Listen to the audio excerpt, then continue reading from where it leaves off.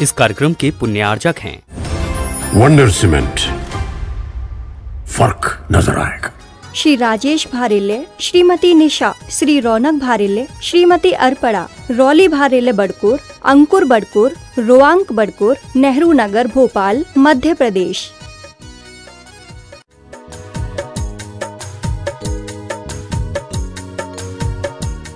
आज स्वाध्याय विनय।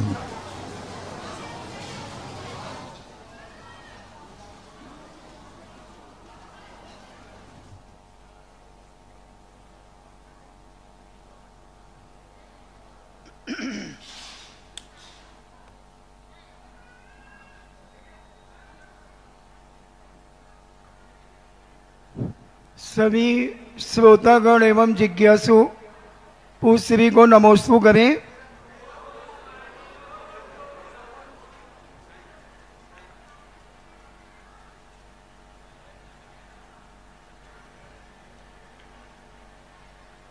विनोद जैन ललितपुर से पूछते हैं, नमोस्तु महाराज जी, अरिहंत सिद्ध ये दो परमेष्टि में क्या अंतर होता है? अरहंत परमेष्टि ज्ञान की अपेक्षा पूर्ण है, गुणों की अपेक्षा शुद्ध है, लेकिन द्रव्य की अपेक्षा अशुद्ध है। द्रव्य उनका अशुद्ध दशा में विद्यमान है। सिद्ध भगवान असिद्ध दशा में शरीर की अशुद्धता से वो रहित है, वो परम पारणामिक भाव में स्थित है और उनका अव्यावाद सुख है। इनको अनंत सुख है, उनका अव्यावाद सुख है। वो मार्गणाओं से गुणस्थानातीत है। उनकी आत्मा में, सिद्ध की आत्मा में किंचित मात्र भी अशुद्धि नहीं है, लेकिन उनका द्रव्य अभी चार घातिया कर्मों की अशुद्धि से लिप्त है। तो द्रव्य की दृष्टि से अरहंत अशुद्ध हैं, सिद्ध शुद्ध हैं।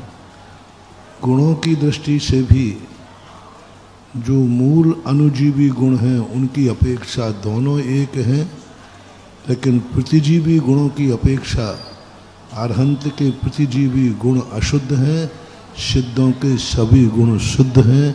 ऐसा अंतर वो संसार में है, वो सिद्ध भगवान मोक्ष में है। वो शरीर सहित रहकर संसार में है, अभी वो कर्म के अधीन है, नौ कर्म के अधीन है। अभी उनकी जिंदगी कर्म चला रहा है, ईर्ष्यापत आश्रव कर रहे हैं। ईर्ष्यापत आश्रव करके उनकी जिंदगी कर्म चला रहा है। उनके शरीर को नौ कर्म चला रहा है। अभी वो आहार कर रहे हैं, नौ कर्माहार। कबलाहार तो नहीं है, लेकिन अरहंत नौ कर्माहार कर रहे हैं और वो प्राणों सहित हैं, आयु कर्म के बंधन से बंधे हुए हैं। ऐसी बहुत सारी स्थितियां हैं। सिद्ध भगवान इन सबसे परे होकर के मूल शुद्ध स्वरूप में द्रव्य गुण पर्याय तीनों शुद्ध दशा को प्राप्त हैं। इतना जमीन आसमान का अंतर है। महेश जैन दिल्ली से पूछते हैं, पूज्य गुरुदेव के चरणों में कोटिशा नमन। महाराज जी, दिगंबर साधु को यथाजात मुद्रा भी कहा जाता है, तो यथाजात मुद्रा का क्या अर्थ होता है? यथाजात मुद्रा का अर्थ होता है बालकवत, बालक के समान जिनकी स्थितियां बनती हैं। जैसे बालक सहज सरल होता है, ऐसा ही दिगंबर मुद्राधारी सहज और सरल होना चाहिए।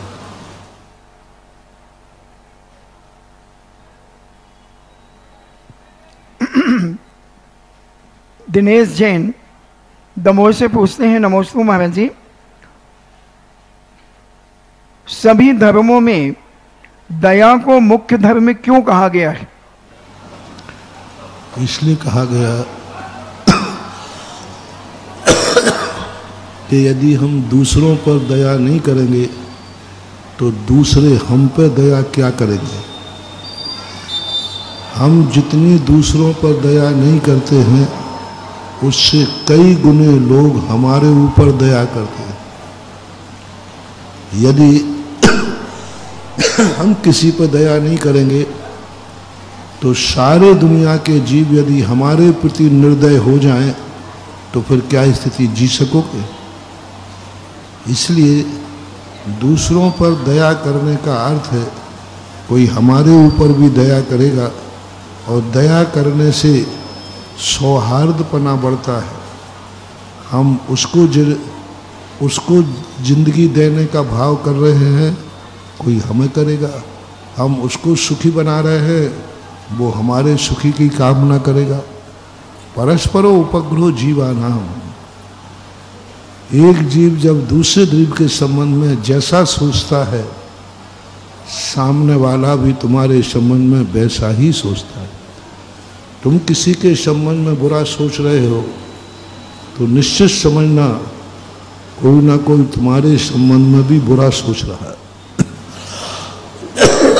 कई बार आप लोगों के प्रैक्टिकल में आ जाता है, जो दुर्व्यवहार आप दूसरों से कर रहे हो ठीक उसी क्रम से उसी रूप में वही दुर्व्यवहार तुम्हारे साथ कोई चालू कर देता है। ज्यों का तुम रंचमात भी अंतर नहीं। जो षड्यंत्र तुमने दूसरों के लिए रचे कोई ना कोई वही षड्यंत्र तुम्हारे साथ रच दे। तुमने दूसरे को झूठा फंसाने का प्रयास किया, कुछ दिन बाद कोई तुम्हें भी वैसे ही उसी पैटर्न में उसमें जाकर के वो तुम्हें फंसाना शुरू कर देगा। सिद्धांत है। इसलिए हम दूसरों के प्रति अच्छा भाव करेंगे तो कुछ दिन बाद ऐसा लगेगा कोई हमारे साथ भी अच्छा भाव कर रहा है। ऐसा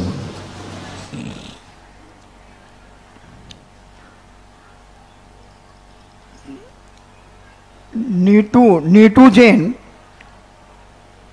सागर से पूछते हैं, नमोस्तु महाराज जी, सभी जीव दर्शन ज्ञानमयी होते हैं ऐसा कहा जाता है, तो हम कैसे समझें कि यह जीव आत्मा दर्शन ज्ञानमयी है।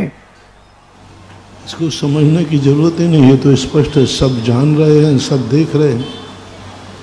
इससे दर्शन सब कोई भी जीव दर्शन और ज्ञान से सहित रहित नहीं है। देखने में आ रहा हर जीव, चींटी भी जान रही है, पेड़ पौधे भी जान रहे हैं। जो जानता देखता है, संवेदन करता है, वो सब ज्ञानमय हैं, दर्शनमय हैं। अब जो हमारे शास्त्रों में ज्ञाता ज्ञायक भाव कहा, ज्ञान दर्शन स्वभावी कहा, वो शुद्ध ज्ञान की अपेक्षा कहा। लोग उस शुद्ध ज्ञान को सभी संसारी जीवों में लगा लेते हैं। ज्ञाता दृष्टा जो आत्मा का स्वभाव है वो शुद्ध दशा की अपेक्षा है। संसारी व्यक्ति में ज्ञाता दृष्टापना देखा जाता है, लेकिन वो विभाव रूप में देखा जाता है, विकृत रूप में देखा जाता है। वो जान तो रहा है लेकिन जानने के साथ मोह कर रहा है। वो देख तो रहा है लेकिन वो विकृत है। दूध है लेकिन उसमें गंदगी पड़ी हुई है। पानी है लेकिन नाली का पानी है। पानी तो है लेकिन पानी कौन सा है? गंदा पानी।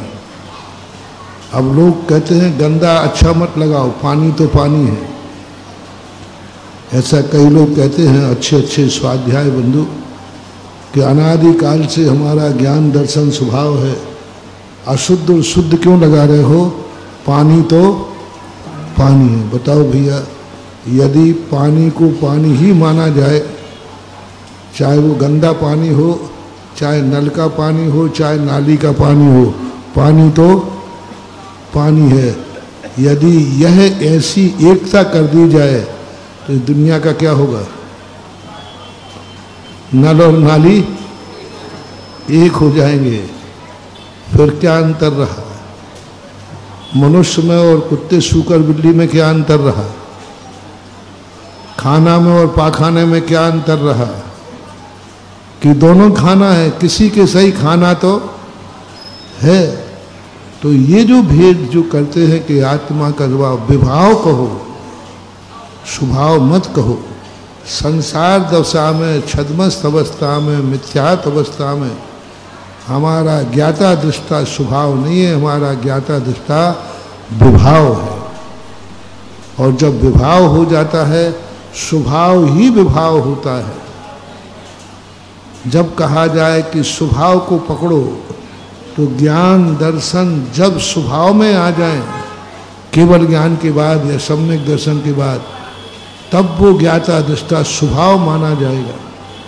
संसार अवस्था में ज्ञाता दृष्टा स्वभाव नहीं है, संसार अवस्था में ज्ञाता दृष्टा विभाव है। ऐसा नहीं, पानी तो है लेकिन गंदा है, जो हमारे उपयोग का नहीं।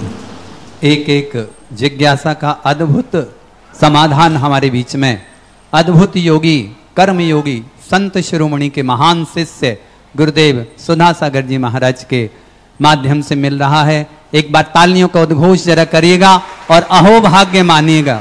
हम उनके चरणों में बैठे हैं जिनके चरणों के लिए पूरा संसार तरसता है। अद्भुत अलौकिक जिज्ञासा समाधान आज हमारे बीच में जितने लोग हैं, हाथों को उठाएं, बड़े आनंद भाव से गुरुदेव के चरणों में नमन निवेदित करें। और जहां जहां बैठे हैं, यूट्यूब, अन्य जिनवाणी चैनल, पुण्योदय के माध्यम से नमोस्तु निवेदित करें गुरु चरणों में, छुल्लक जी के चरणों में इच्छामी निवेदित करें। और प्रथम जिज्ञासा रखने के लिए हमारे बीच में गोपाल जी साहब एडवोकेट, जो कि चंद्रोदय क्षेत्र के कोषाध्यक्ष का गौरव प्राप्त है। एक बार तालियों का उद्घोष करिएगा, उनका सम्मान करिएगा। और प्रथम जिज्ञासा आदरणीय गोपाल जी एडवोकेट। अगले क्रम पर तैयार रहेंगे अतिशय क्षेत्र दिव्योदय गौसलपुर संजय जी। जिस तरह भोजन की सामग्री के साथ साथ भोजन बनाने वाले के कुशल हाथों का कमाल होता है, वैसे ही जितनी धार्मिक क्रियाएं हैं, चाहे वो पंचकल्याण हो, चाहे वो विधान हो, चाहे वो धर्म प्रभावना हो, चाहे वो अशोक नगर की अगवानी हो, ऐसे हमारे गुरु महाराज सुधा सागर जी का सानिध्य में आशीर्वाद मिल जाए, जो धर्म की गंगा बहती है, वो अद्भुत है। जिज्ञासा समाधान के प्रणेता मेरे गुरु निर्यापाकाचार्य मुनि पुंगव श्री सुधा सागर जी महाराज के पवित्र पावन चरणों में चंद्रोदय तीर्थ क्षेत्र कमेटी का तिरकाल बार नमोस्तु भगवन, नमोस्तु भगवन, नमोस्तु भगवन। चुल्लक जी महाराज को इच्छामी, सभी त्यागीवर्ती भाइयों को प्रणाम, जय जिनेन्द्र, सभी साधर्मी बंधुओं को जय जिनेन्द्र। महाराज जी, आपकी देशना के अंदर एक शब्द आता है, एक वाक्य आता है कि जो वृक्ष पर फल लदे हुए होते हैं, लोग उसी पर पत्थर मारते हैं। यहां से मेरा थोड़ा सा आपके आशीर्वाद से चिंतन चला कि उन्होंने पत्थर मारा और उन्हें एक फल की प्राप्ति हो गई, और उन्होंने वृक्ष के नीचे बैठ के उस फल का पान किया। उनकी रसना इंद्री ने उनकी क्षुधा शांत करी, और उनको जो आत्म अनुभूति और जो तृप्ति मिली वो अद्भुत थी। ज्ञान इंद्रिय उनकी खुली, क्षुधा रोग से पूर्ण होने के बाद में मन में आया, ओहो, ऐसा वृक्ष जिसके नीचे मैं बैठ के और पत्थर मार रहा हूं और फल ले रहा हूं, जो कि कई लोगों को छाया दे रहा है, कई लोगों का जीवन उत्थान कर रहा है, जिस पर पक्षी भी आकर अपने प्रातः काल की कलकल करके मधुर ध्वनि का बहाते हैं, ऐसे वृक्ष के नीचे मैंने पत्थर मारकर फल की प्राप्ति कर ली। वो वृक्ष से नीचे हटा, थोड़ा सा आगे चला, और वापिस उस पर राग देश कषाय का प्रभाव आ गया महाराज जी। और उसकी जो है वापिस आपने आज बताई थी कूटनीति, लेकिन वहां कूटनीति भी नहीं आई, वहां दुष्ट नीति आ गई महाराज जी। और उस दुष्ट नीति का परिणाम ये रहा, राग देश कषाय के कारण, क्या ये पेड़ है, क्या है, ऐसा है वैसा है, और जो शाश्वत सत्य है उसको अस्वीकार करके झूठ का प्रचार प्रसार करने लग गया। महाराज जी, हम सब श्रावक हैं, हमें सबको पता है कि हम गलत बोलेंगे तो हमारी गति बिगड़ेगी, हमने जैन कुल में जन्म लिया है। महाराज जी कैसे इस भाव को हम सुधारें और कैसे इनकी गति का सुधार हो, मेरा जिज्ञासा का समाधान करें। नमोस्तु भगवान। एक जिज्ञासा फिर और बाद में रहेगी महाराज जी। आपका क्या होता है, गंदे व्यक्ति के संस्कार गंदे ही होते हैं। यदि तुम गंदे आदमी के सामने अच्छी कार्य करोगे तो उसे भी गंदगी दिखेगी। हमने कल परसों कहा था, कुछ लोगों की दृष्टि गौंच के समान होती है, उनको पूरे कार्यों में, सब दुनिया में, व्यक्तियों में अच्छाई नहीं दिखती, बुराई ही दिखती है। गंदे आदमियों के सामने, यदि सूकर कुत्ते के सामने हम फूलों का गुलदस्ता रख दें तो उससे उसका सिरदर्द हो जाता है। हमारे शास्त्रों में एक कथा आती है कि एक मछुआरन थी और एक बागवान थी। दोनों सखी एक बार मिली। मछुआरन नदी से लौटते हुई रात हो गई तो रास्ते में मालिन सखी का घर पड़ा। उसने कहा, बहन बहुत ज़्यादा बरसात हो रही है, आज यहीं रुक जाओ। रुक गई। सखी ने कहा, बहुत दिन में सखी आई है, तो उसने पूरा कमरा फूलों से सजा दिया और फूलों की सेज बुझा दी। लेकिन उसका जो मछुआरन थी उसका सिर दर्द होने लगा। बोले, क्यों सखी, सो क्यों नहीं रही है? बोले, मैं रात भर नहीं सो पाऊंगी, इन फूलों की खुशबू हटा के तो वो सड़े हुए मछली के जाल को रख दे तो मुझे नींद आ जाएगी। तो संसार में कुछ लोग मछुआरन जैसे होते हैं कि उनको अच्छे गुण दिखते ही नहीं, उनको अच्छे गुणों को पता ही नहीं, उनको अच्छाई दिखती ही नहीं। उनको यदि कितने भी 100 गुण भी हैं, उनको एक बुराई दिख जाए तो उसी के संबंध में सोचते हैं, विचार करते हैं। क्या करें, वो उनके संस्कार ऐसे हैं, उनकी कुल परंपरा से संस्कार ऐसे मिले हैं। जरूरी नहीं कि घर में कोई एक अच्छा आदमी हो जाए तो सभी अच्छे हैं। जरूरी नहीं किसी का बाप अच्छा है तो बेटा भी अच्छा हो। जरूरी नहीं कि एक भाई अच्छा निकल जाए तो दूसरा भाई भी अच्छा हो। ऐसे निकृष्ट भाई भी होते हैं। एक भाई वो है जिसे रामचंद्र जी ने गले लगाया और उसी का एक भाई वो है जिसका गला उतार दिया। 2 फूल 7 फूले, किस्मत जुदा। कुछ नहीं कह सकते। एक कुटुंब है, एक वंश है। लोग वंशों की चर्चा करते हैं, हमारा वंश है। अरे उस वंश का अंश भी तुम्हारे पास है क्या? अंश भी नहीं है। ऐसे लोग भी होते हैं। तो कई घरों में ऐसे महान आत्माएं पैदा हो जाती हैं जो सारे जगत के लिए पूज्य बन जाती हैं।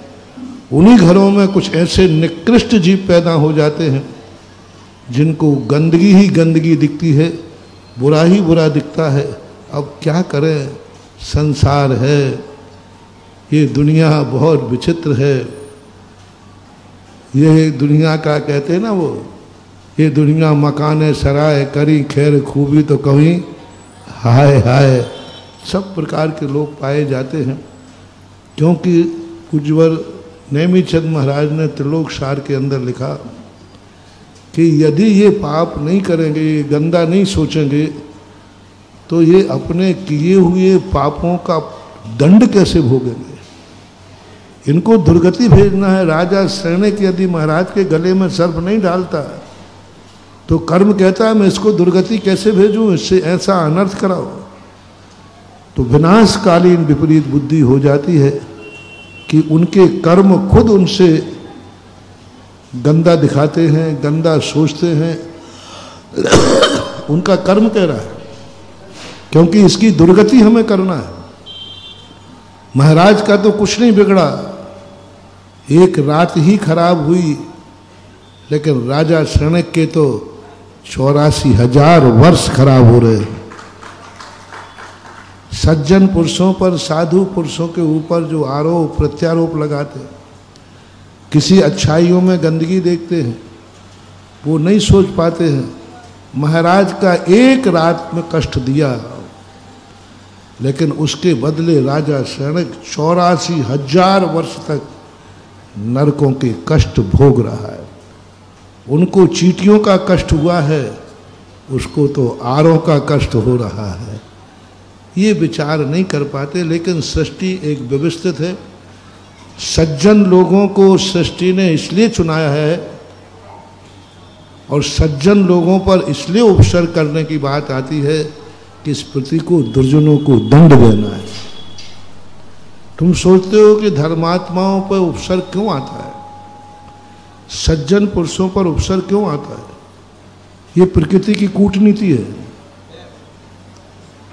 प्रकृति की कूटनीति है कि सज्जन पुरुषों को गाली दिलाओ, धर्मात्मा की आलोचना कराओ, क्योंकि इस धर्मात्मा तो कुछ नहीं बिगड़ेगा, लेकिन उसका सर्वनाश हो जाएगा। ये है दंड नीति प्रकृति की। यदि वो सज्जन पुरुषों को गाली नहीं देगा तो फिर प्रकृति कहती मैं उसको दंड कैसे दूं? तो दुर्जनों को दंडित करने के लिए प्रकृति सज्जनों पर उपसर्ग कराती है, दुष्टों को दंडित करने के लिए साधु पुरुषों पर उपसर्ग कराती है, दुष्टों की दुर्गति करने के लिए साधु संतों की निंदा कराती है, दुष्टों की दुर्गति करने के लिए उनको अच्छाई में भी बुराई नजर आती है।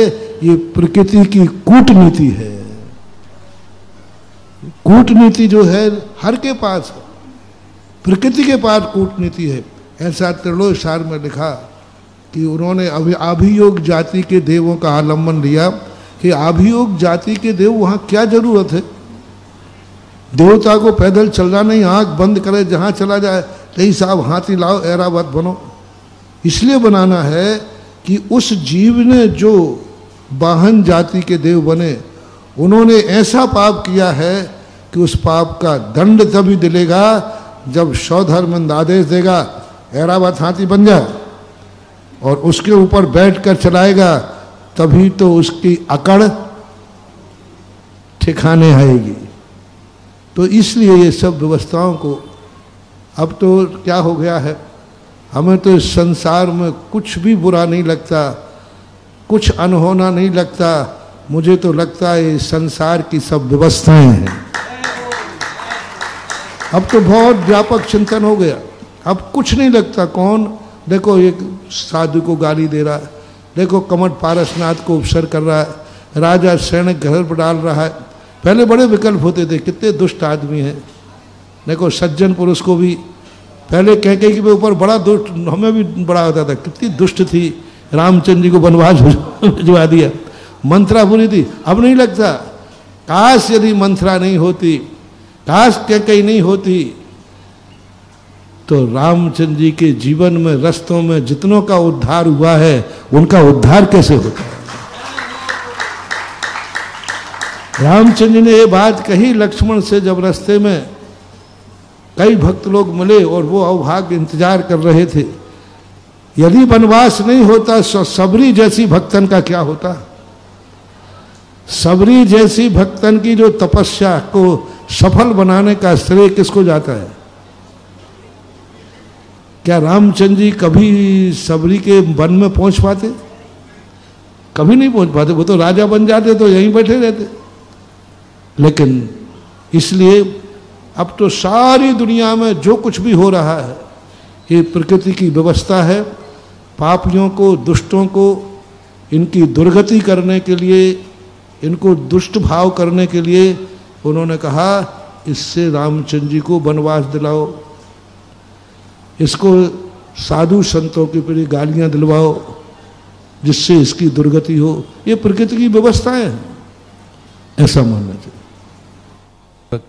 अपना सबका अलौकिक भाग्य है, हमें नवनीत मिला है।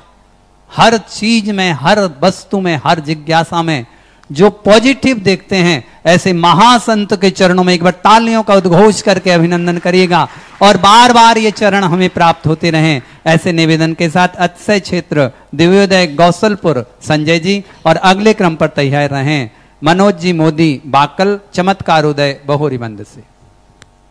दिव्योदय अतिशय तीर्थ के उद्धारक, मेरे हृदय में बसने वाले गुरुवार सकल दिगंबर जैन समाज गोशलपुर, दिव्योदय अतिशय तीर्थ क्षेत्र कमेटी गोशलपुर और विद्यासागर गौ सेवा समिति की ओर से गुरुवार आपके चरणों में मन वचन काय से बारंबार नमोस्तु नमोस्तु नमोस्तु सभी गुरुओं के चरणों में इच्छामी इच्छामी इच्छामी।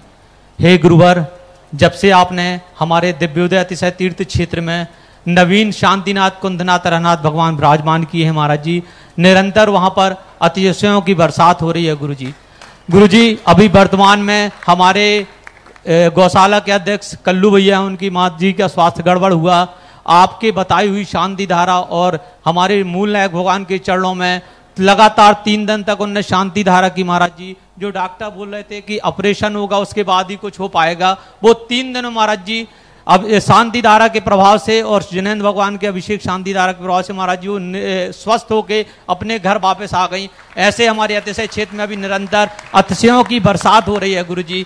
मेरी जिज्ञासा मन में ये है गुरुजी, आपने जैसे ही उसका उद्धार किया है महाराज जी, हम आपके मुखागमन से उस क्षेत्र की महिमा का वर्णन चाहते हैं, जिससे महाराज जी अभी देख रहा हूँ कि अशोक नगर में निरंतर इतनी पब्लिक आ रही कि संभाल नहीं पा रहे हैं। ऐसे हम लोग भी अपने दिव्योदय में धर्मों की पब्लिक को संभाल सके महाराज जी, ऐसा आशीर्वाद हम लोगों को प्रदान करें। नमोस्तु गुरुजी, नमोस्तु नमोस्तु।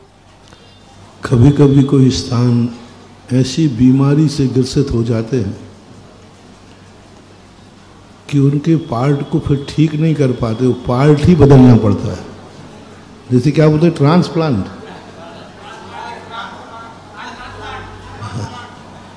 तो ऐसे ही गौशलपुर क्षेत्र का पूरा ही ट्रांसप्लांट करना पड़ा। और अब जो विकृत और बीमार पार्ट था वो जब वहाँ से हटा और अब स्वस्थ और अच्छा प्लांटेशन वहाँ हुआ तो अतिशय तो होना ही होना है, क्योंकि जितने ग्लूकोज थे वे सब खुल गए।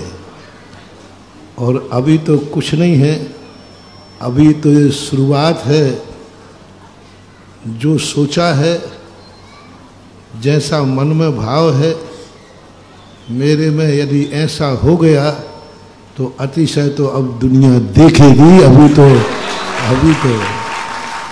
अभी तो गौशलपुर वाले देख लो, आसपास के लोग देख लो, जबलपुर वाले देख लो।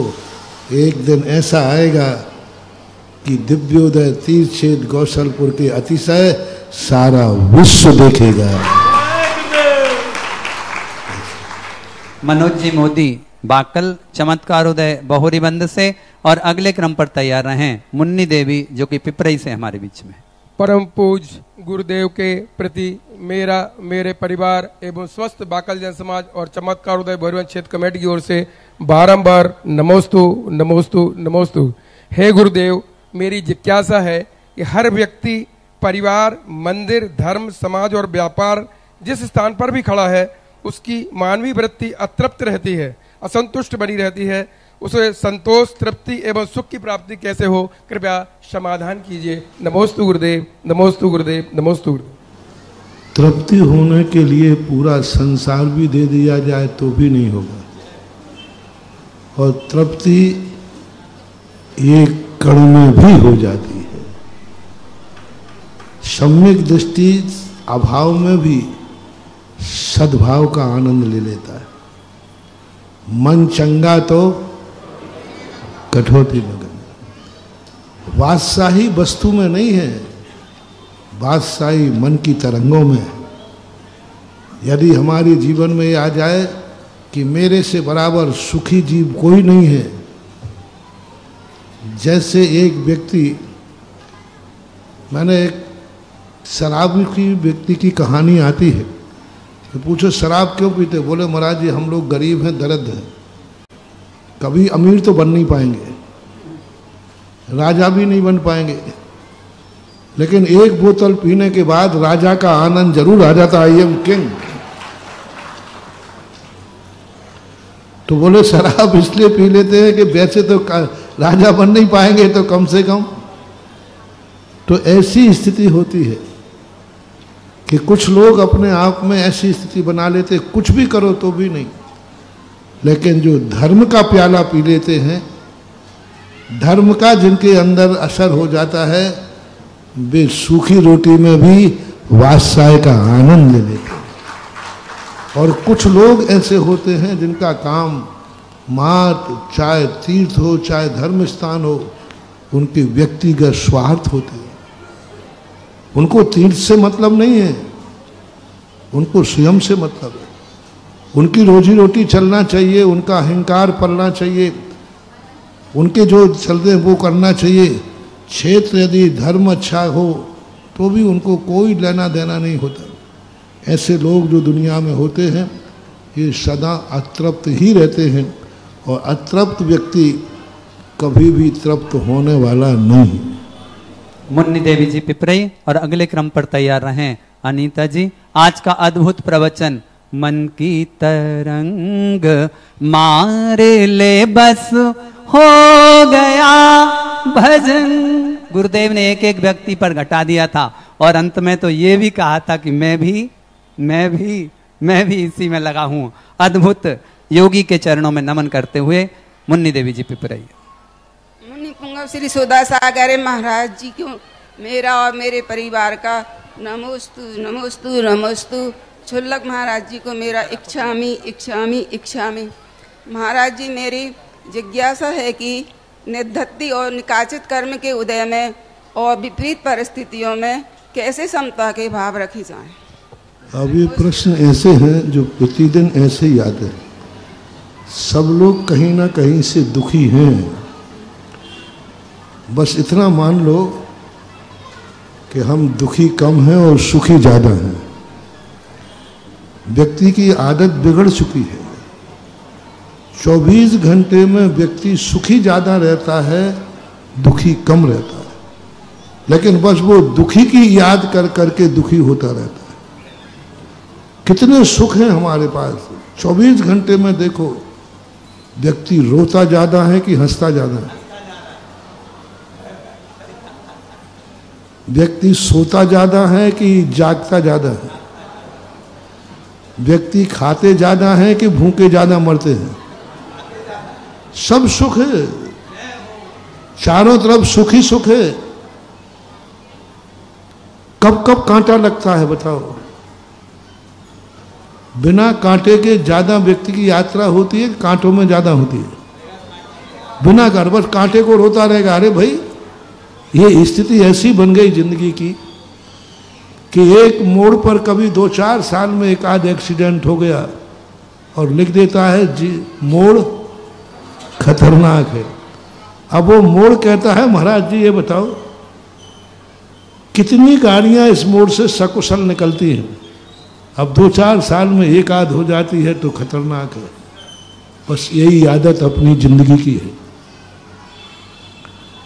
सुख के दिन नहीं याद करता, बस एक दुख का दिन जिंदगी में आ जाए, बस मैंने पता नहीं कौन से पाप करे।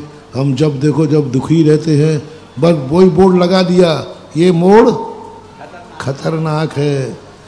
उस 5 साल में जिंदगी में एक बार आया, एक बार तुम्हारी बीमारी आई, जिंदगी कैसी चली?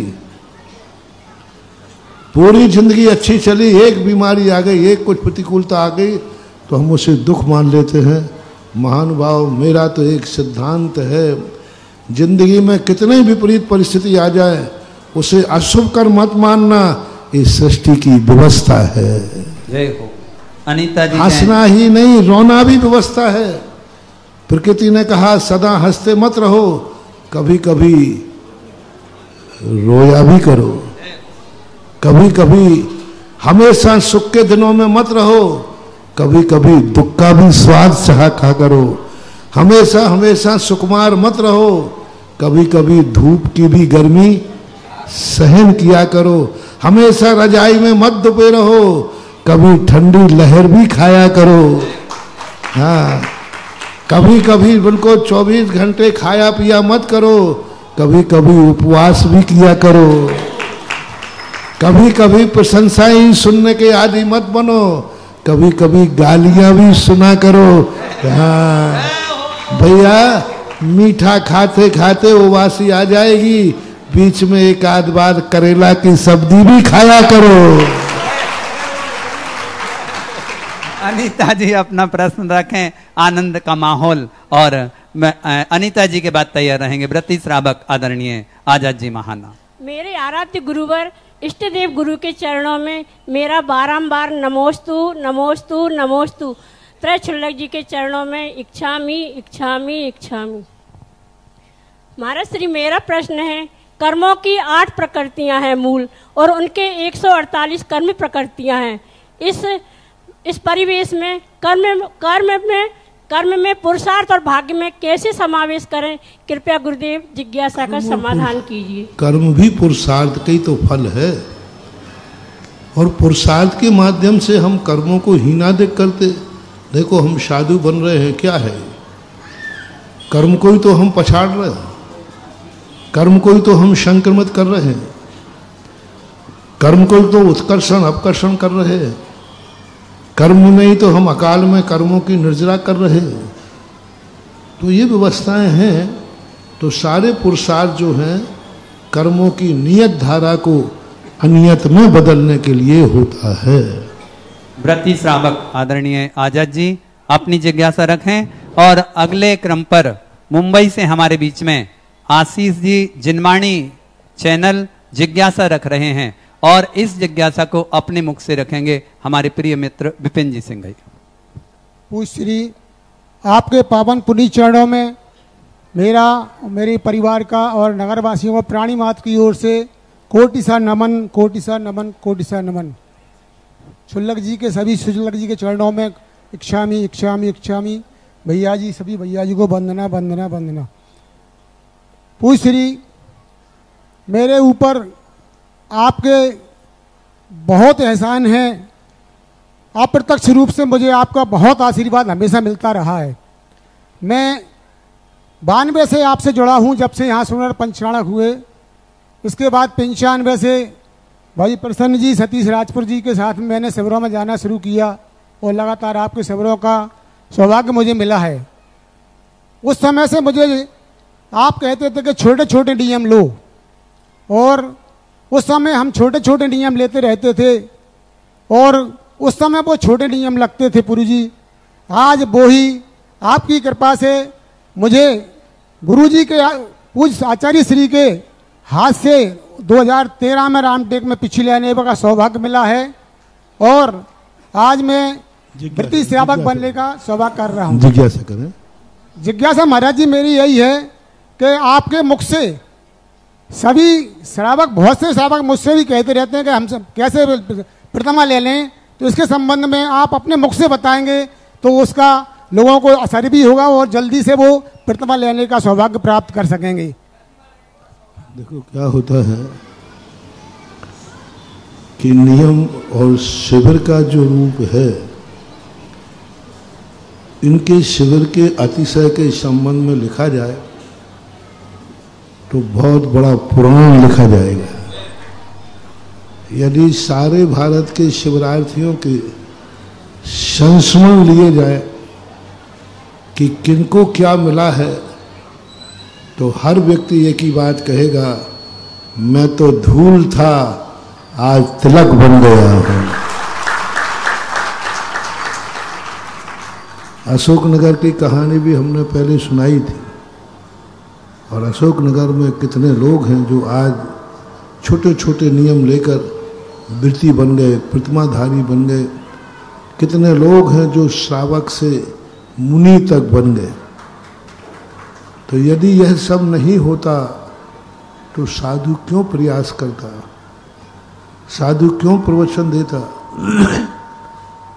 जब कोई फल नहीं मिलता है तो व्यर्थ में कोई मेहनत नहीं करता है, लेकिन फल मिलता है तो फिर व्यक्ति मेहनत से डरता भी नहीं। इसलिए जो उपलब्धि तुम लोगों को हुई है वो तो अशोक नगर को क्या मिला है ये किसी को कहने की जरूरत नहीं है। वो यहाँ आकर के चातुर्मास का उत्साह देख लें। कुछ कभी कभी क्या होता है कारण को बताने की जरूरत नहीं है, कार्य को देख करके देख लो। आज घर घर का एक एक बच्चे में आनंद क्यों छाया, क्या कारण था? क्यों घर घर में आनंद है? क्यों उमड़ रहे हैं? क्यों सुबह से शाम तक भीड़ लगाए हो? क्यों नहीं मुझे साता से चलने दे रहे हो? क्यों नहीं मुझे साता से हार लेने दे रहे हो? क्यों नहीं मैं हाथ शौच को भी जा रहा हूं तो भी साता से 10 मिनट का रास्ता 20 मिनट में पार क्यों कर रहे? नियम से जब व्यक्ति के जीवन में उपकारों से भर जाता है तब व्यक्ति के मन में यही आता है कि मुझे जो मिला है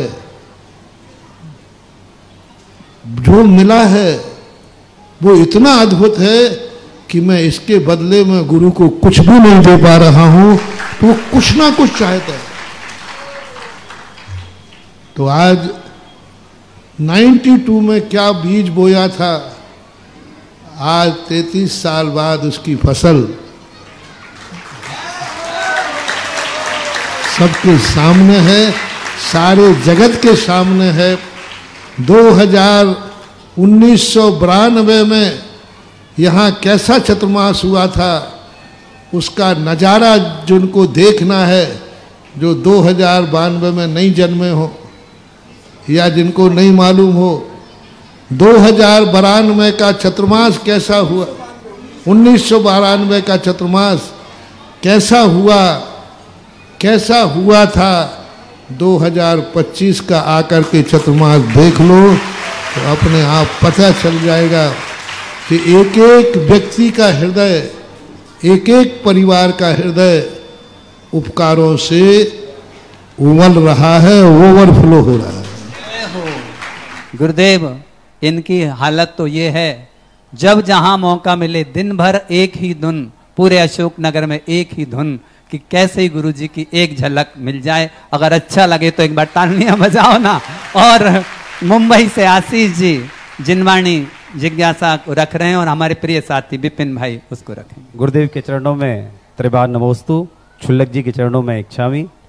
हमारे मित्र आशीष जैन मुंबई से जिज्ञासा रख रहे हैं गुरुदेव कि बाजार डेयरी से जो हम दूध लाते हैं, डेयरी से, और जो पैकेट का दूध आता है, सांची का हो या कोई भी ब्रांड का दूध हो, उसको घर पे लाकर हम 24 घंटे में मलाई उतार कर उसका अगर घी निकालते हैं तो क्या त्यागी वृत्ति और साधु संतों को चला सकते हैं? क्या नहीं चला सकते, क्योंकि वह दूध विश्वसनीय नहीं है, मर्यादित नहीं है। हमारे यहाँ उसी दूध का घी, मावा, दही उपयोग में ले सकते हैं जो दूध 48 मिनट के अंदर अंदर अग्नि संस्कार को प्राप्त हो जाए। यदि 48 मिनट के अंदर अंदर वो दूध संस्कार को प्राप्त नहीं हुआ तो उसमें जो जीव पड़ेंगे बाद में आप गर्म करोगे तो उसमें त्रस्त जीवों का भी दोष आ सकता है। क्या डेयरी फार्म का या पैकेज वाला दूध गाय से निकलने के बाद 48 मिनट के अंदर गर्म हुआ है? नहीं हुआ है। तो फिर वो चाहे दूध बनाओ, चाहे मावा बनाओ, चाहे दही बनाओ, वो त्यागी वृत्ति के लेने लायक नहीं है। हाँ, 48 मिनट के अंदर यदि उसको गर्म कर दिया जाए, और उसमें भी अब वो बात देख लो, अब पक्का तो नहीं कह सकता, पानी मिला दिया हो तो, और पानी कौन सा मिलाया होगा? कुआ का छना पानी मिलाया होगा शायद। तो कुआ मिला, पानी मिलाकर गंदा कर दिया, स्पर्श दोष आ गया, काल दोष आ गया। इसलिए इस प्रकार की चीजें नहीं की जा सकती, नहीं उपयोग में लाना चाहिए। निर्मल भाई मिर्ची अपनी जिज्ञासा रखें और तैयार रहें। इंदु जी गांधी। गुरुवर, 3 लोक में जितने भी द्रव्य हैं, उन द्रव्यों के जितने भी गुण एवं पर्याय हैं, उतनी बार आपके चरणों में नमोस्तु नमोस्तु नमोस्तु। गुरुवर, जैन आगम में आता है कि यदि कोई 5वें गुणस्थान बलती देश विलती श्रावक यदि समाधि मरण पूर्वक मरण करता है तो 16वें स्वर्ग तक जा सकता है, किंतु पहले गुणस्थान वाला द्रव्यलिंगी साधु यदि मिथ्यात्व के साथ मरण करे तो वो 9वें ग्रेवेक तक जा सकता है।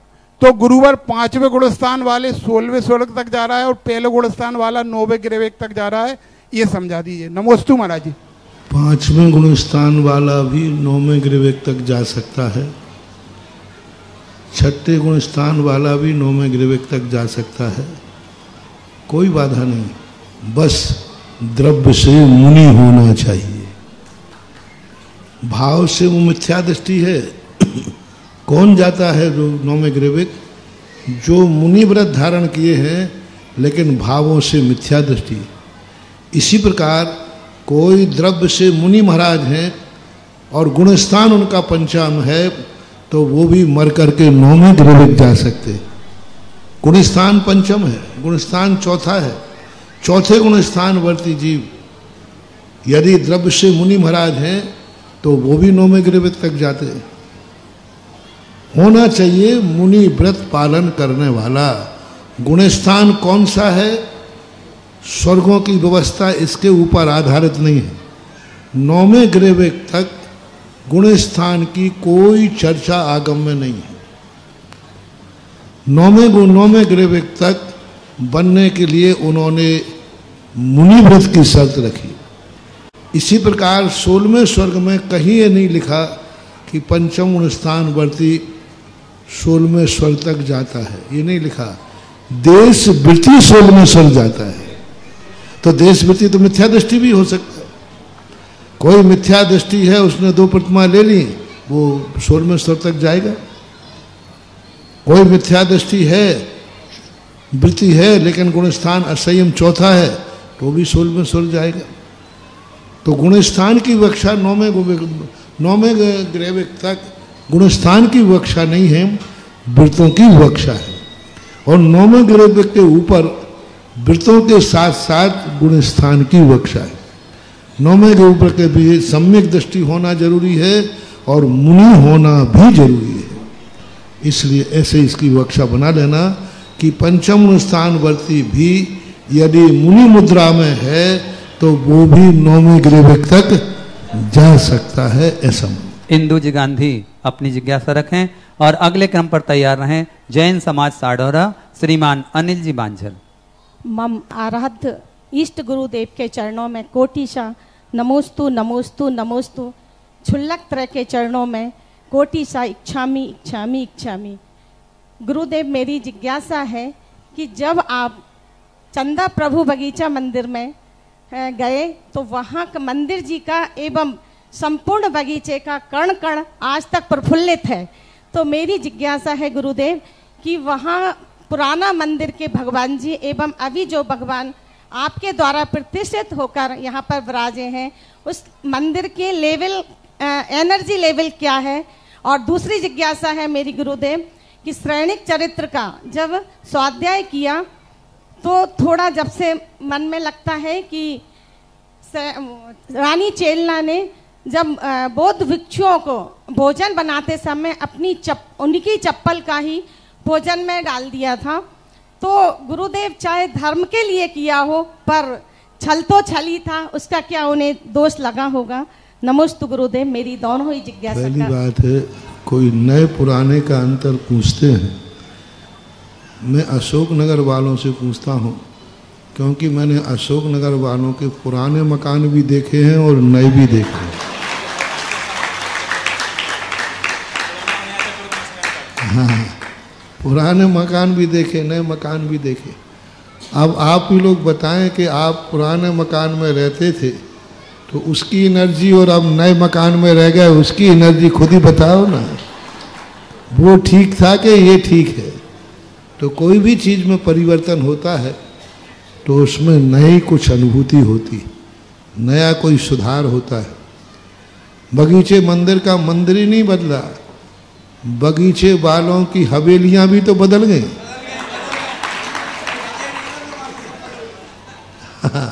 तो अंतर तो आ ही गया, सभी की बदल गई।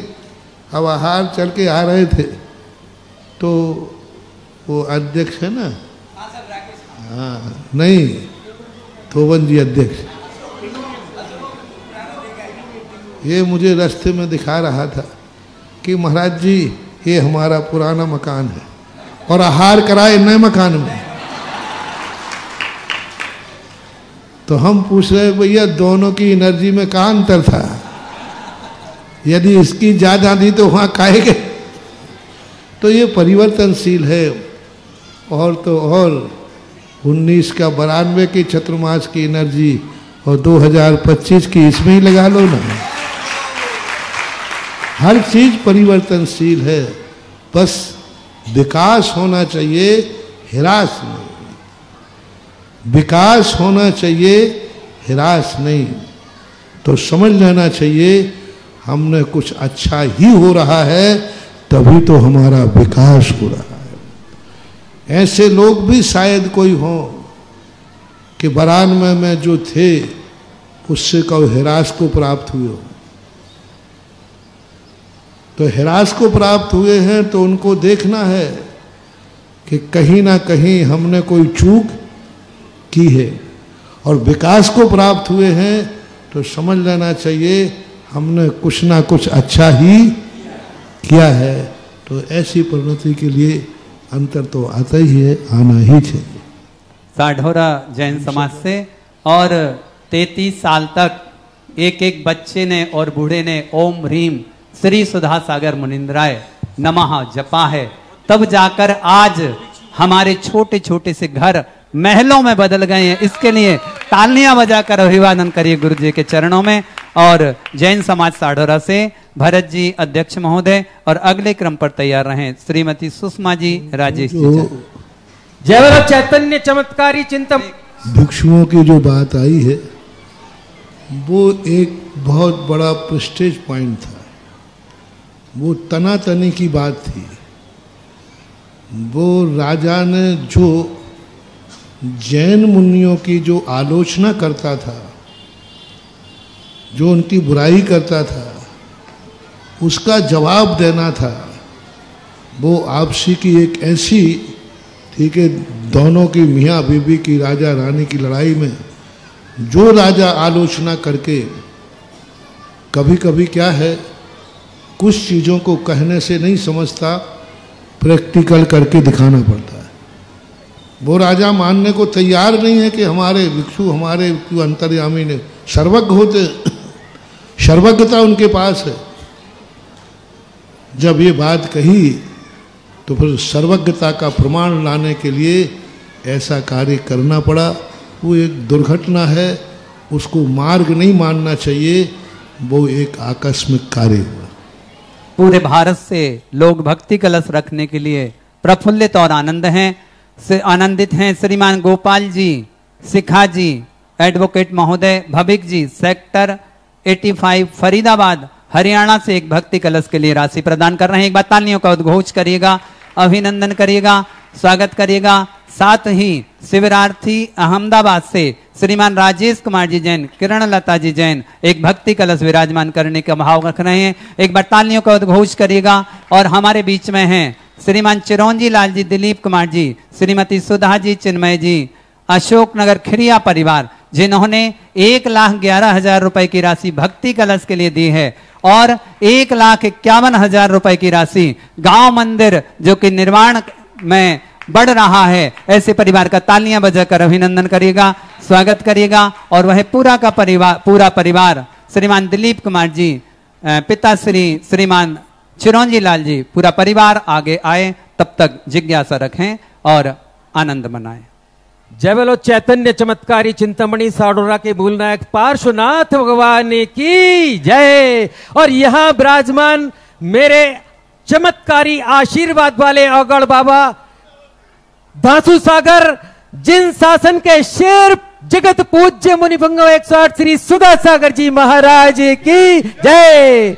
महाराज श्री, आपके आशीर्वाद में चमत्कार है, यह बहुत देखा और सुना था, लेकिन प्रत्यक्ष हमने साढौरा में यह देखा कि जो काम हम 33 वर्षों में नहीं कर पाए, हम 33 वर्षों में 1500 श्रीफल तक नहीं पहुंच पाते थे, वहां पूज्य गुरुदेव आपके आशीर्वाद ने वो चमत्कार कर दिया कि 1500 कलश की वहां पर भूमिका बनी और भव्याति भव्य पाषाण का जिनालय वहां पर निर्मित होगा। यह आपके आशीर्वाद से ही संभव हुआ। गुरुदेव आपके जब चरण पड़े उसके पहले तक साड़ोरा के बहुत सारे लोगों के मन में यह था कि हमारा अति भव्य जिनालय ऐसा ही रहे और इसी का जीर्णोद्धार हो। पूज्य मुनिश्री, मेरे भी मन में ऐसे भाव थे, क्योंकि वर्ष 2013 में आपने ही आपके आशीर्वाद से मुझे धर्म से जोड़ा और मैंने धर्मायतनों की और उस मंदिर की इतनी सेवा की। अभी पिछले 5 माह से भी आपके आशीर्वाद से हम लोग वहां पर जीर्णोद्धार का काम उसका किया और मंदिर को हमने, जैसे हमारे पार्श्वनाथ चमकते हुए वैसे ही दमकता हुआ हमारा मंदिर अभी भी है। पूज्य गुरुदेव, सेवा करते करते मेरे मन में भी उस मंदिर के प्रति बहुत राग भाव ऐसा पैदा हो गया था कि जब तक आपके चरण नहीं पड़े थे तब तक मेरे मन में भी, मेरे बहुत सारे समाज के लोगों के साथ यह था कि यह मंदिर ऐसा ही इसका जीर्णोद्धार हो। लेकिन गुरुदेव, जैसे ही आपके चरण पड़े और भूमिका ऐसी बनी कि इससे भी भव्याति भव्य जिनालय बनेगा, तो किसी के भी मन में ये भाव नहीं रहे और सबने 33 मिनट में आपने वो चमत्कार किया कि कुल 33 मिनटों में वह पुण्यार्जक बनकर आ गए और वहां पर भव्याति भव्य मंदिर बनेगा जिसमें हमारे पार्श्वनाथ भगवान उच्च आसन पर विराजमान होंगे। गुरुदेव, मेरी जिज्ञासा यह है कि धर्मायतनों से राग करना उचित है क्या, करना चाहिए? और जिन लोगों के मन में ऐसे भाव बने, क्या उन्हें कोई दोष लगेगा? और गुरुदेव, आपकी जब तक भूमिका बनी उसके पहले तक जो लोग कमजोर पड़ गए थे, पर कुछ लोग दृढ़ बने रहे कि हमारा बने मंदिर तो पाषाण का बने, तो क्या उन लोगों को पुण्य प्राप्त होगा? मेरी ऐसी जिज्ञासा का समाधान करें। क्या होता है, पहले मैं तुम लोगों को समझता नहीं था, लेकिन अब मैंने बनियों की इतनी रोटियां खा ली हैं, एक जन्म में इतनी छोले की रोटी खा ली कि तुम बेटा 7 जन्म में भी नहीं खा पाओगे। तो अब मुझे समझ में आ गया, लोग मात्र अकेला धर्मायतनों पर ही अपनी राजनीति या कुछ करते हैं कि वही रहने, अपने घर के बाप दादों के मकान तोड़कर नए बना लिए, अपने मकान बाप दादों के बेचकर कॉलोनियों में चले गए, बाप दादों का 7 पीढ़ी के मकान भी बेच करके कॉलोनियों में बंगले बना लेते कि नहीं, बाप दादों के मकान को तोड़कर अपने बड़े बड़े मकान बना लिए। मंदिर की बात आएगी तो नहीं साहब, वो तो वही रहना चाहिए। अरे भाई, आवश्यकता, मंदिर आवश्यकता के लिए बनता है, आवश्यकता जैसे ही बढ़ने लग जाए तो मंदिर को भी बढ़ा लेना चाहिए। और दूसरी बात है, तुम लोग बनाना तो चाहते हो, पर तुम लोगों की एक मन में धारणा थी, यदि नए मंदिर बनाया तो पैसा तो हम ही को लगाना पड़ेगा, तो बस वो मात कंजूसी के कारण कहाँ से लाएंगे पैसा, कहाँ से क्या लाएंगे। बस मैंने समझ लिया कि ये कंजूसी के कारण हो गया। मेरे पास बस एक जादू है कि बड़े बड़े कंजूसों के भी तिजोरी खोल देता, धानी बना देता हूँ। और जैसे ही जब तिजोरियाँ खुलेंगी तो जिनके भाव नहीं है वो भी। और हमने शगुन उठाया था कि पहला व्यक्ति यदि सामने इसमें आ जाए, और वो शगुन उठ करके यहीं खड़े हैं बाबूजी, और इन्होंने आकर कहा, और शायद ये भी विरोधियों की लाइन में ही थे, पता नहीं मेरी कुंडली में क्या है कि विरोधी पहले तो मेरा विरोध करते हैं और अंत में जब कार्य हो जाता है तो वही विरोधी भक्त बन जाते हैं। क्योंकि जब वो देख लेता है कि ये कार्य इतना अच्छा है कि हमारा सोच इसके सामने बहुत छोटा है। जब साड़ोरा का मंदिर बन के तैयार होगा, तब उस समय हर व्यक्ति को पश्चाताप होगा कि मेरा सोच कितना छोटा था और अब ये कितना विशाल हो गया। तो होता है ऑपरेशन के पहले हर व्यक्ति डरता है और ऑपरेशन के बाद हर व्यक्ति खुश नजर आता है। ऐसा दादा साहब चिरंजी लाल जी दिलीप कुमार जी, जिन्होंने 1,11,000 और 1,51,000 रुपए के नगद चेक प्रदान किए हैं। एक बार तालियों का उद्घोष करिएगा। और भक्ति कलश के लिए नामकरण के लिए एक मंदिर होता है, जिस मंदिर के बाद धर्मशाला हो, संतशाला हो, प्रवचन का मैदान हो, ये चीजें सारी एक स्थान पर हो, तो उसके नाम के लिए हमने सोचा एक ही है कि उसका नाम श्री दिगंबर जैन पार्श्वनाथ धाम रख दिया जाए। जय हो गुरुदेव की जय हो, पार्श्वनाथ धाम की। एक भक्ति कलश श्रीमान नेमी चंद जी, सुनील कुमार जी, संजय जी, सजल जी, हैप्पी जी, रेखा जी, परिवारजन आ जाएंगे। अथाई खेड़ा परिवार भक्ति कलश रखें और अग्नि जिज्ञासा के लिए तैयार रहें। श्रीमती साधना जी जैन टिंगू मिल, श्रीमती हेमलता जी जैन टिंगू मिल परिवार खड़े हों, जिज्ञासा रखें। और आप तालियों के उद्घोष के साथ आज इस परिवार को भी गुरुदेव के आहार दान का सौभाग्य मिला और इन्होंने 5 कलश 51 श्रीफल की राशि के साथ 1 कलश रखने का सौभाग्य प्राप्त किया है। एक बार तालियां बजाइए। और पहले 111 कलश की राशि के साथ 1 महाकलश इस परिवार की ओर से विराजमान हुआ है। श्रीमती साधना जी, हेमलता जी। मेरे आराध्य गुरु के चरणों में बारंबार नमोस्तु नमोस्तु नमोस्तु। छुल्लक जी के चरणों में इच्छामी इच्छामी।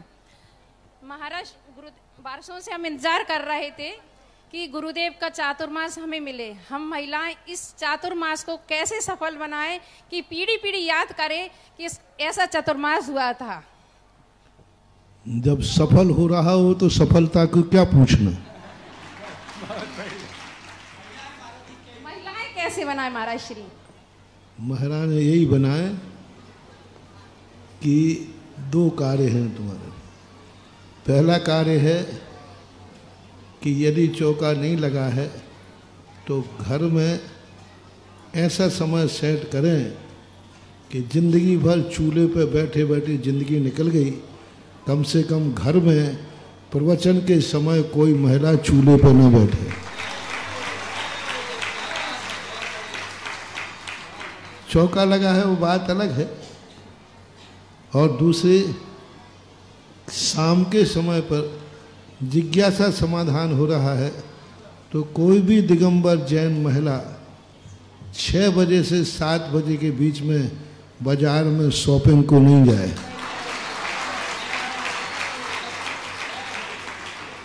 और दुकानदार कहें कि भाई आजकल तुम लोग बोले ये समय हमारे यहाँ जिज्ञा का समाधान है, हम 6 से 7 बजे के बीच में कोई शॉपिंग नहीं करेंगे, कोई और नहीं, सीधे जिज्ञासा में बैठकर लाभ लेंगे।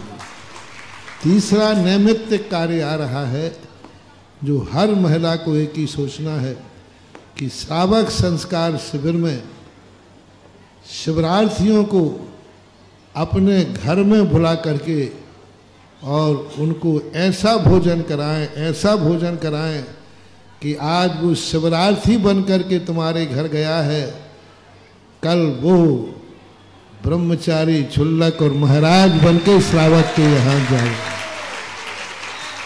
ये मनोज्ञ की भैयावृत्ति कहलाती है कि उसको इस ढंग से भावनात्मक, मेरा श्रावक संस्कार शिविर में भिक्षाचर्या से भोजन कराने का एक ही मतलब होता है कि ये 10 दिन भिक्षाचर्या से भोजन करेंगे। हो सकता है यह संस्कार, यदि शिवरार्थी के मन में ये भाव आ गया, मैंने कितने पुण्य किए हैं, मैंने कितने भाव किए हैं कि आज मैं मौन पूर्वक श्रावक के यहाँ जो मिला वह लेकर आया हूँ, मेरा जीवन धन्य है। और खिलाने वाले ने भी ये भाव से खिला दिया कि 10 दिन का सही, लेकिन मेरे यहाँ एक 10 लाख क्षण पर में मौन पूर्वक खाने वाला आया है, मेरी भी भाग्य, और दोनों भाग्य मिल जाएंगे तो मेरी एक ही भावना है कि शिवरार्थी आज नहीं कल, कल नहीं परसों, इस भाव में नहीं अगले भाव में वो नियम से मुनि महाराज बन करके धर्म ध्यान करें। ये तो मार संस्कार है। जैसे अभी भाई बाबू ने कहा था ना कि छोटे छोटे नियम से भी आज हम बड़े प्रतिमाधारी नियम लेने का मन हो गया। इसी प्रकार श्रावक संस्कार शिविर की छोटी छोटी क्रियाओं से इतना बड़ा संस्कार पड़ेगा कि एक दिन पूरा जीवन भिक्षाचर्यामय हो जाएगा। ये मेरी इस भावना रहती है। तो इसमें महिलाओं का बहुत बड़ा सहयोग होता है। महिलाएं ये नहीं समझें कि हमारा शिविर कब लगेगा। तुम्हारा सबसे बड़ा शिविर है कि ये लोग शिविर में बैठे, तुम उनके लिए भोजन तैयार करो, कमाएंगे ये, कमीशन तुम्हारे खाते में भी जाएगा।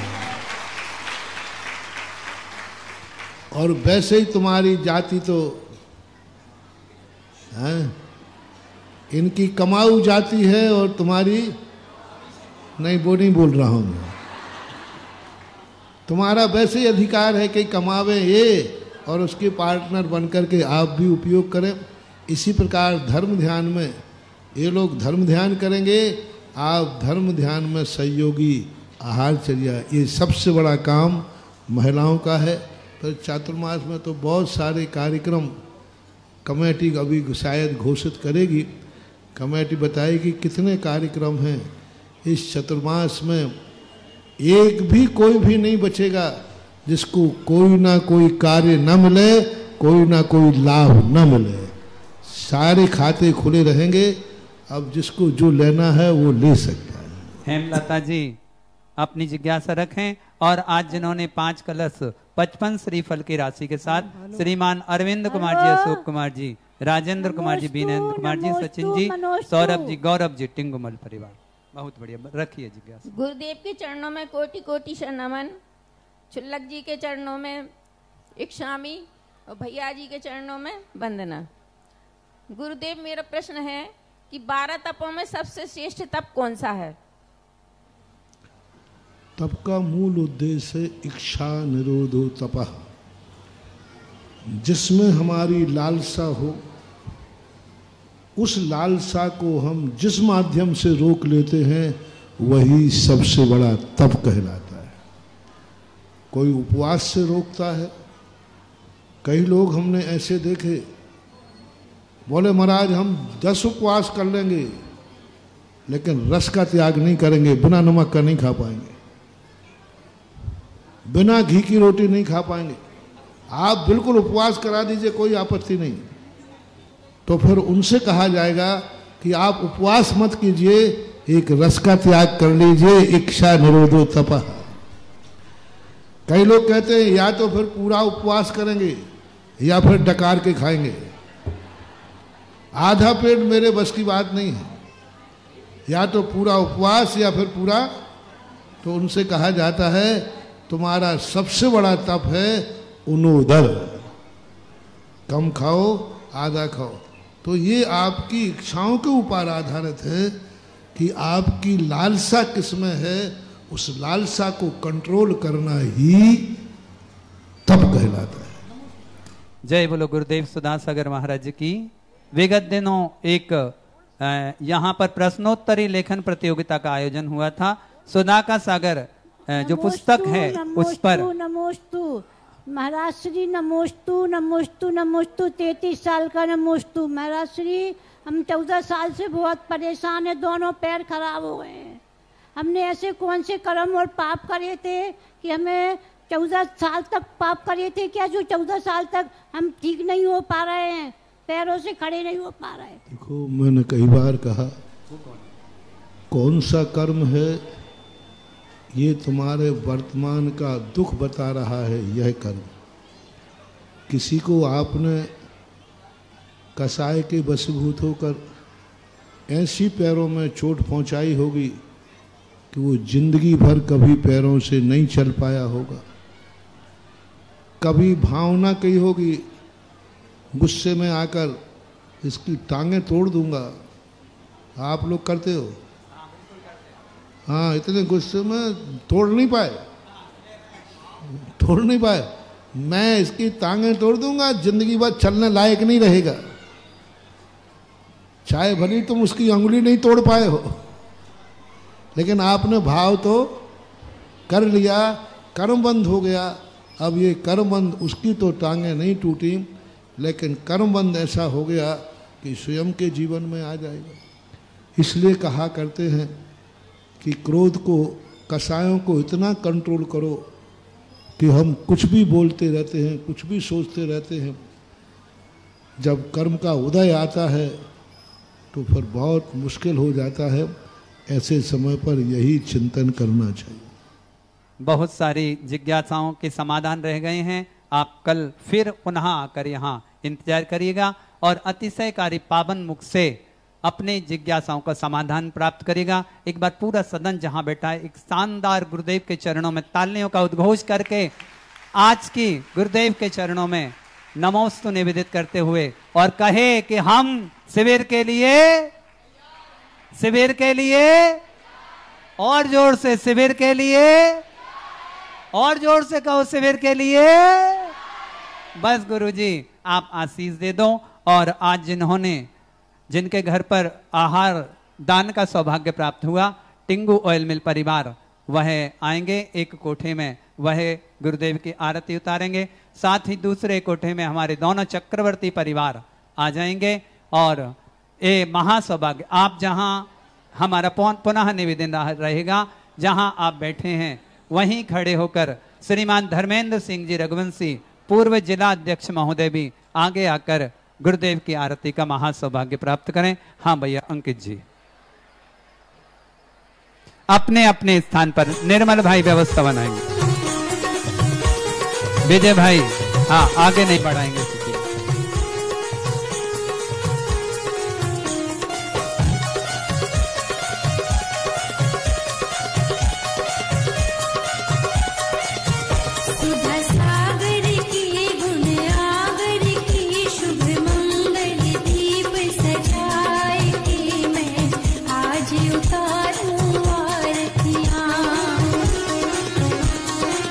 हाथ उठाइए, गुरुदेव के चरणों में अपना समर्पण करिएगा। बहनें जहां खड़े हैं वहीं खड़े होकर आनंद लीजिए।